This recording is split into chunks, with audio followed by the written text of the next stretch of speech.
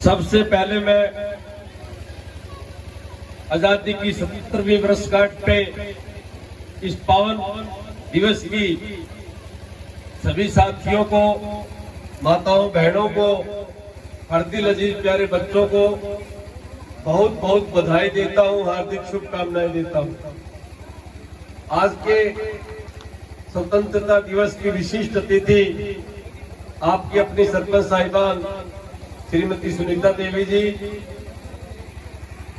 विशिष्ट अतिथि पूर्व में रहे जिला पार्षद भाई भरत सिंह परिहार जी, आपके अपने पूर्व में रहे जिला परिषद के प्रत्याशी भाई कमल बीसला जी, सिकंदर सोराण जी, रणवीर हरियाला जी, तैयर से भाई पिट्टी सूरज जी और दूर दराज गांव से आए हुए मेरे सभी सम्मानित साथियों, गांव के पिता तुल्य सम्मानित बुजुर्गों, हम उम्र नौजवान साथियों, हरदिल अजीज प्यारे बच्चों, बड़ी खुशी की बात है कि गदरी गांव की पावन धरा पे बड़े उल्लास और हर्ष के साथ स्वतंत्रता दिवस मनाया जा रहा है।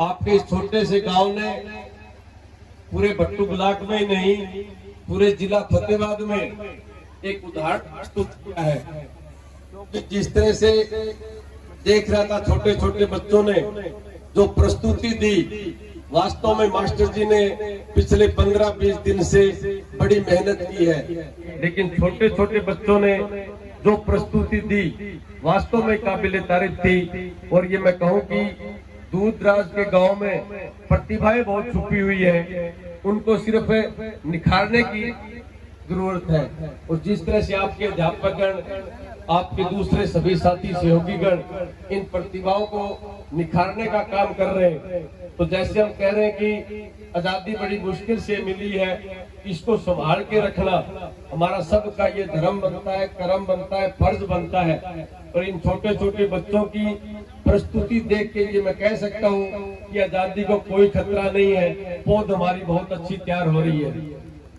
और जब मास्टर जी, मैंने आपसे ही कहा मास्टर जी एक दो जगह और जाना है, थोड़ा जल्दी करिए, तो इन्होंने कहा कि हमारी मेहनत आप देखना। तो मैंने मास्टर जी को कहा था कि गांव की बात तो बटोड़ा ही बता दे, क्योंकि तारो स्कूल पूरे फतेहाबाद जिले में सौंदर्यीकरण के मामले में भी अव्वल दर्जे पर आए हैं। और जो यो सहयोग है, काम वो सहयोग है, मास्टरों को सहयोग है, वास्तव में एक छोटे से काम ने एक उदाहरण प्रस्तुत करे, चाहे पेड़ पौधा का मामला है, चाहे सफाई का मामला है, चाहे कोई पेंट पाट करके स्कूल की जो सौंदर्यीकरण कर रखे है, वास्तव में एक काबिले तारीफ है।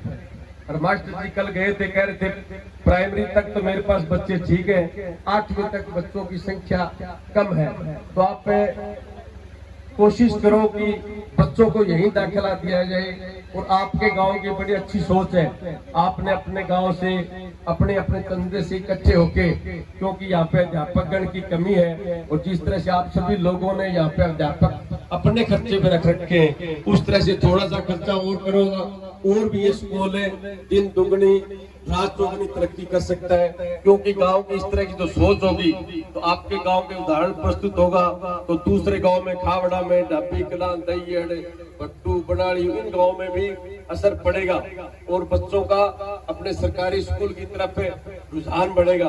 क्योंकि हम सब जो 40 साल से ऊपर के सभी सरकारी स्कूलों में पढ़े हैं, सरकारी स्कूलों में बड़ी अच्छी पढ़ाई होती है, लेकिन आज एक फैशन चल चुका है कि प्राइवेट पढ़ाएं, प्राइवेट पढ़ाएं। इस तरह से हमारी ये धरोहर है सरकारी स्कूल, इनको भी हमें संभाल के तभी रख सकते हैं जब हम सभी साथी इकट्ठे होके टीचरगण का सहयोग करें, स्कूल का रख रखाव करें। उसके अंदर हर गांव की बड़ी भारी जिम्मेवारी है।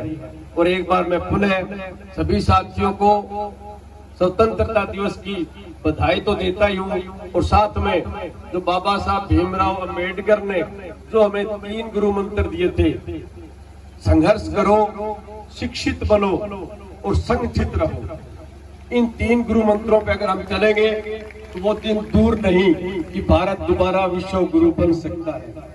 संघर्ष से बाबा जी का तात्पर्य ये था कि आप जिस भी क्षेत्र में जाओ वहाँ पे मन लगा के आप संघर्ष करो, चाहे खेती करो, चाहे नौकरी करो, चाहे दुकान करो, चाहे व्यापार करो, कोई भी काम करो, संघर्ष करो, बढ़िया बड़ा बुजुर्ग का भी मेहनत को फल हमेशा मिठो है।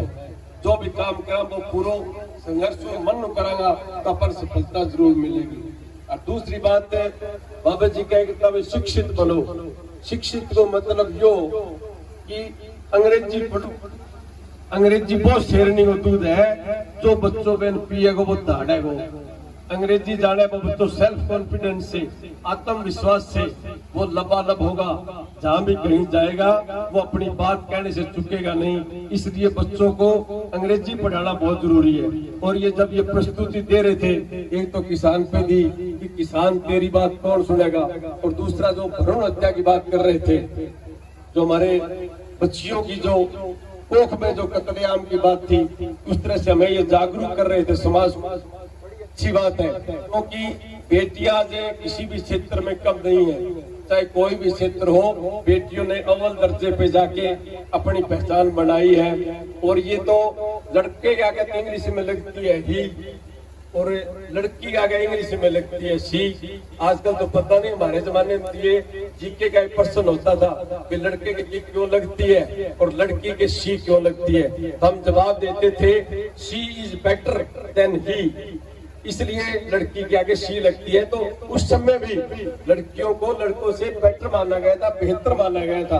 तो बेटियों को पढ़ाओ, बेटियों को बचाओ, ताकि अपना नाम रोशन होगा। और शिक्षा की तरफ बड़ा ध्यान देने की जरूरत है। सभी साथी अपने बच्चों को पढ़ाएं जरूर। जो घर शिक्षित होगा वो घर ही तरक्की करेगा। आज इस पावन पर्व पे, स्वतंत्रता दिवस पे, हम सबको ये बच्चों को पढ़ाने का आज प्रण लेना चाहिए।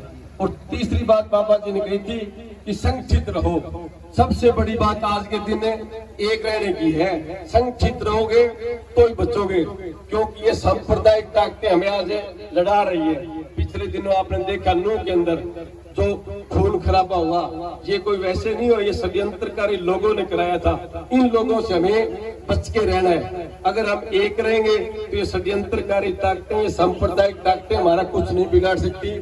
अगर भाईचारा मजबूत रहेगा, अगर हम एकजुट रहेंगे तभी हम बच पाएंगे।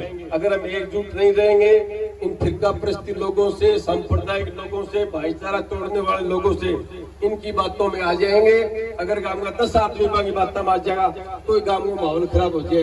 वह लोगों भी अपन बच के रहना है। अपन एक रहेगा तो आप की कौन बिगाड़ सके। अगर अपना घर गए आपस में मारने लगेगा, फिर आप भाई बच कौन सका। एक उदाहरण में तारा दू, एक किसान हो सीधो साधो, वो शिव जी की भक्ति किया करते तो मैंने इतनी भक्ति करी थी, एक दिन शिव जी भोलेनाथ भी प्रकट हो गया।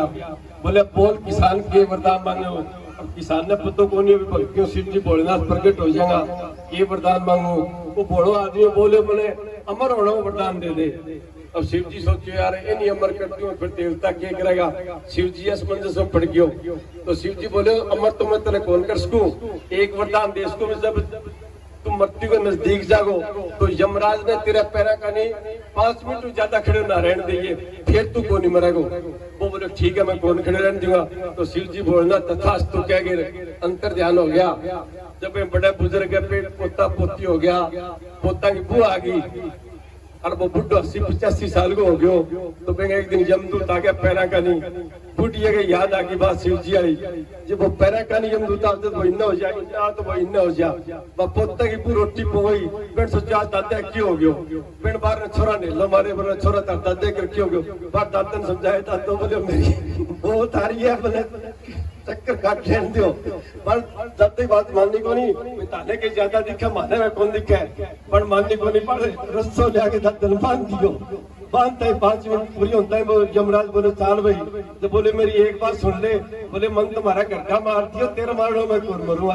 तो आपने एकजुट रहियो पे अपन कौन मार सके। आप एक रंगा कदे बाल दिया आपस में जोड़ो बांध दो, फिर अपन मार देगा। तो एक रंगा तो आप संगठित रंगा तो अपनो भाईचारो मजबूत रहेगो। और एक बार मैं पुनः कितनी गाँव में सारा बुजुर्ग ने, अध्यापक ने, अभिभावक ने स्वतंत्रता दिवस की हार्दिक बधाई दूं, बारम्बार शुभकामनाएं देता हूं। और अपने निजी कोष से स्कूल के मैनेजमेंट कमेटी को 21,000 रुपए देने की घोषणा करता हूं। धन्यवाद, जय हिंद।